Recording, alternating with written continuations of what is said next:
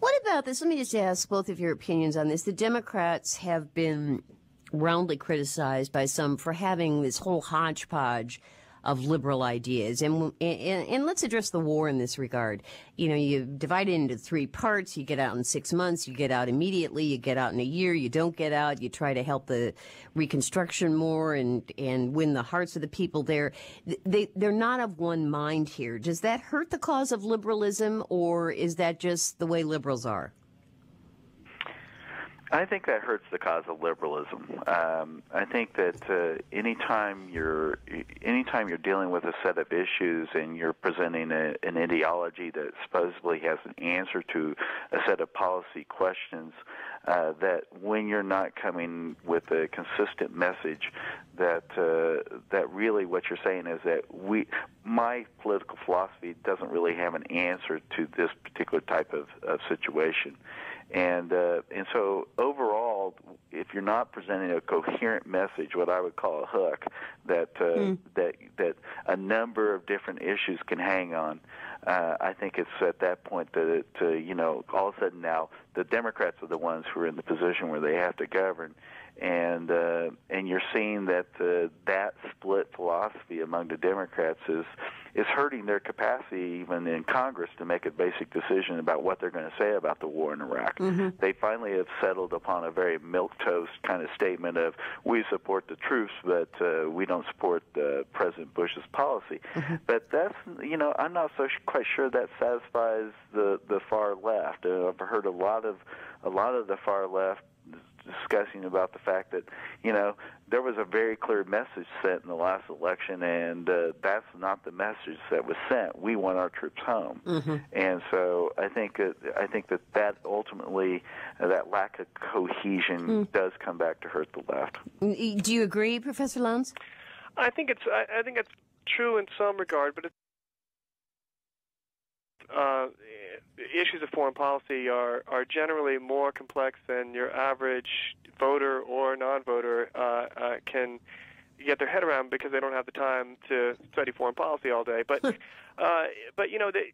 it's, to be fair to kind of Democrats in Congress on this, although I think I agree with Professor Aistrup that a much stronger message should have been sent, and a certain kind of clarity can always help. I mean, Nixon in the '68 campaign says he has a very clear idea of what he's going to do and how we're going to get out of Vietnam. It involves, in his case, saying that he has a secret plan. Yeah, the secret plan. But he claimed to have a strong position on that was going to get us out within a certain time frame. But of course, he wasn't able to. Once he's in there, then it becomes his war after 6 months, and it brings him down as well. I don't think that there are very easy answers about this, but certainly.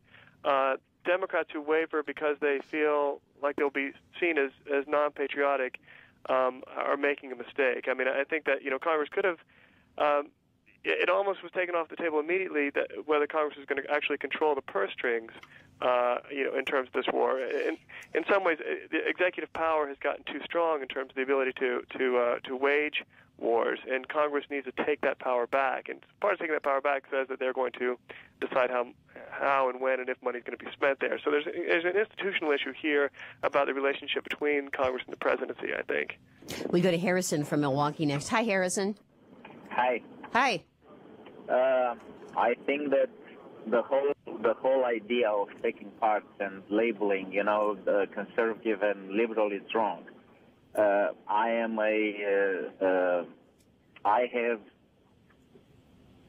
have very strong conservative upbringing.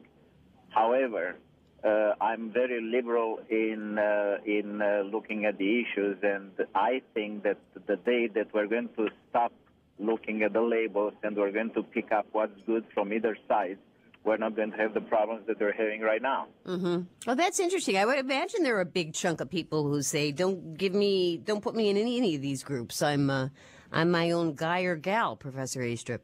Oh, you're most certainly right. I mean, there's a large proportion of people that kind of fit into that, or at least claim to fit into that framework. And some of it is because of Professor Lowndes' point that they don't have time to look into every issue under the sun to make a decision. But that's also the reason why ideology is important, is because they don't have the time to look at every issue. And so they use certain kinds of shortcuts, and one of the shortcuts is an ideology that presents a coherent message or a coherent answer to a whole set of policy issues. Mm-hmm. So they use it as a shortcut to make a decision about what policy they're going to support. And so liberalism traditionally has used government as a kind of a positive force to help the downtrodden, to help those less fortunate in society, to create a more equal society, and I think that's probably still the message of liberalism. But clearly, in the 1980s, that whole idea ran out of gas, and I think that really what we're seeing though is that if this whole movement towards a more energized liberal movement, they're going to have to once again make sure that this ideology has a set of answers that people can look to as a shortcut in terms of trying to make decisions about what's right and what's wrong. The question of the hour: are we in a liberal moment or a conservative slump? We're talking this hour with Professor Joseph Aistrup, who is head of the political science department at Kansas State University, and Professor Joseph Lowndes, assistant professor in political science at the University of Oregon. Our phone lines have been humming during this hour, but eventually you would be able to get through. You can call us at 800-486-8655, 800-486-8655. I'm Kathleen Dunn. You are listening to the Ideas Network of Wisconsin Public Radio.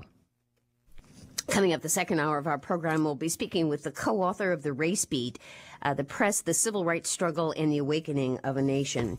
U.S. Representative John Lewis has said that if it had not been for the media, the print media and television, the civil rights movement would have been like a bird without wings, a choir without a song. This is an exhaustive history of the press and the civil rights movement, and it is so well written. We'll be talking about the march from Selma to Montgomery and the Emmett Till story and why it was that the press didn't pay any attention to these issues. The black press did, but nobody else did for such a long period of time. Emmett Till changed that, and certainly the civil rights struggle and marches changed that as well. And it wasn't all a pretty story, far from it. So we'll look forward to that interview after the news.